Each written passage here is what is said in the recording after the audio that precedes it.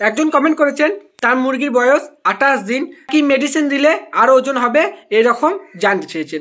সেজন্য এই ভিডিওতে বলবো 28 দিন পর আপনি মুরগিগুলোকে কি খাওয়াবেন যাতে ওজন ভালো দেয়।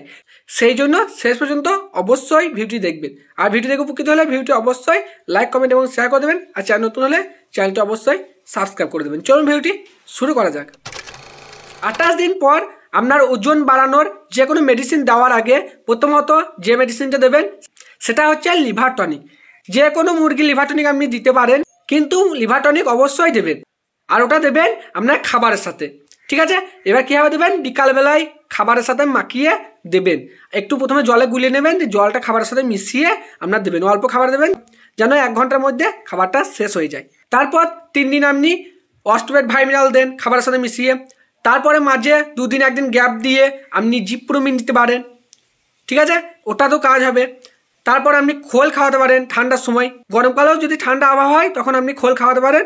আর শীতকালের সময় তো খাওয়াবেন, তাহলে অনেক উপকার হবে। আর খোল খাওয়ালে খোলের সাথেও কিন্তু লিভার টনিক আপনার দিতে হবে।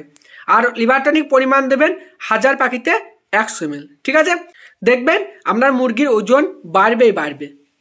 আর কিছু জানতে হলে অবশ্যই কমেন্ট করবেন। আবার দেখা হবে পরের ভিডিওতে। সকল ভালো থাকবেন, সুস্থ থাকবেন। ধন্যবাদ।